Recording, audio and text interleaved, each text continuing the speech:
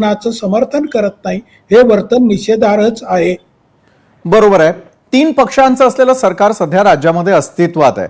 OBC नेते लक्ष्मण हाके मी आपल्याकडे येईल. लक्ष्मण हाके, एका बाजूला प्रचंड प्रमाणामध्ये कारवाई व्हावी अशा प्रकारची ओरड होताना दिसतेय, मागणी होताना दिसतेय आणि त्याच अनुषंगानं जसं आता विनायक आंबेकर यांनी सांगितलं की त्यांच्या मित्रपक्षातील 3 जण जे आहेत त्यांच्यावर कारवाईचा बडगा उगारण्यात आला. दुसरा मित्रपक्ष देखील आहे ज्याचे मंत्री विविध व्हिडिओजच्या माध्यमातून मात्र चर्चेचा विषय ठरलेले होते. तितकं धाडस सरकारमधल्या सर्वच पक्षांनी दाखवण्याची आवश्यकता आहे का? लक्ष्मण हाके. हे बघा, मी जरा तुमचं मला थोडासा एक थोडा वेळ थोडा जास्त द्या. बोला. कारण बघा, भारत देशाला स्वातंत्र्य मिळालं त्यावेळी स्वातंत्र्याच्या भावनेतून तावून सुलाखून निघालेली जी नेते मंडळी होती, 60, 70 आणि 80च्या दशकामध्ये सुद्धा जे आमदार बनले, जे खासदार बनले, जे मंत्री बनले, जे विधानसभा अध्यक्ष बनले, ही माणसं हायली क्वालिफाईड होती, फ्लुएंट इंग्लिश बोलणारी होती. आता तुम्ही मला म्हणाल की इंग्लिश बोलणारी किंवा हायली क्वालिफाईड असणारीच माणसं राजकारणामध्ये सक्सेस होतात का? तर कमी शिक्षण झालेली माणसं सुद्धा खूप प्रभावीपणे काम त्यांनी या महाराष्ट्रात किंवा देशभरात केलेलं आहे.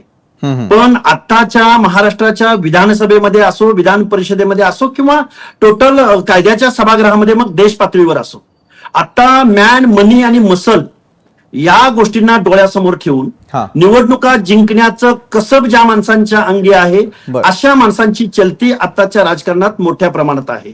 महाराष्ट्राचं विधानसभेचं जिथं कायदा लिहिला जातो, जिथं सर्वसामान्य माणसांच्या हिताचं धोरण ठरवलं जातं, नीती ठरवली जाते, जिथं सामाजिक न्यायाच्या प्रतीक्षेमध्ये असणाऱ्या बहुसंख्य वर्गाच्या दृष्टिकोनातून काही कायदे ठरवले जावेत, काही आडाखे बांधले जावेत, काही आढावा घेतला जावा, प्रभावीपणे योजना राबवल्या जाव्यात, या दृष्टिकोनातून कायद्याचं ज्ञान असणारी माणसं, त्याचबरोबर सामाजिक व्यवस्थेमधल्या लोकांची स्थितीगती माहिती असलेली माणसं त्या कायद्याच्या सभागृहात जायला हवीत.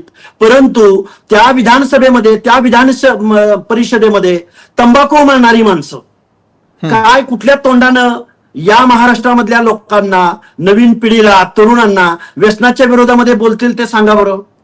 एका बाजूला रम्मी खेळणारा माणूस, एका बाजूला कृषी मंत्री पद म्हणजे ओसाडगावची पाटीलकी म्हणणारा माणूस त्या कृषी खात्याला काय न्याय देईल बरं?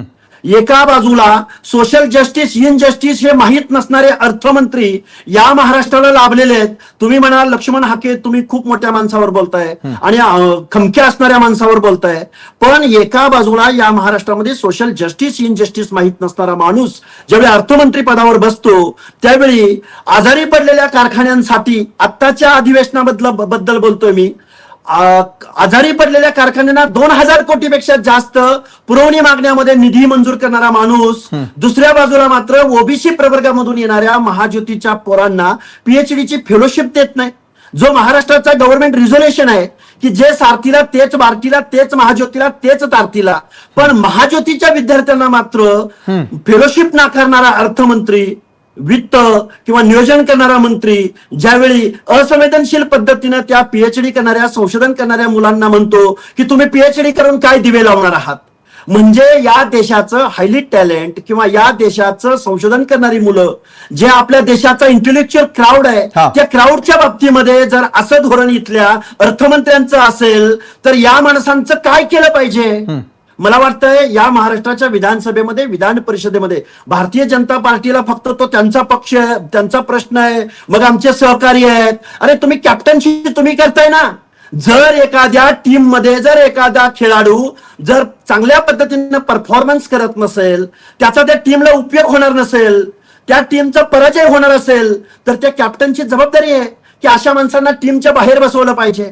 मला वाटतंय पार्टी विथ द डिफरन्स म्हणणाऱ्या भारतीय जनता पार्टीला हे राष्ट्रवादी असोत किंवा हे तंबाखू गुटखा मळणारे, आईच्या नावानं बार चालवणारे आणि काय काय बोलणारे, कॅन्टीनवाल्यांना बॉक्सिंग टाईप मारामारी करणारे, ही माणसं महाराष्ट्राच्या पुरोगामी किंवा महाराष्ट्राच्या या कायद्याच्या सभागृहाला कुठे घेऊन जाणार आहेत आणि पुढच्या पिढ्यांना काय आदर्श देणार आहेत? मला वाटतं हा संशोधनाचा आणि विचार करण्यासारखा, आणि महाराष्ट्र म्हणलं की बरोबर आहे. अनेक गंभीर प्रश्न लक्ष्मण हाकेजी आपण उपस्थित केलेले आहे. मला वाटतं याचं उत्तर शिवसेनेचे मुख्य सहप्रवक्ते डॉक्टर राजू वाघमारे देतील.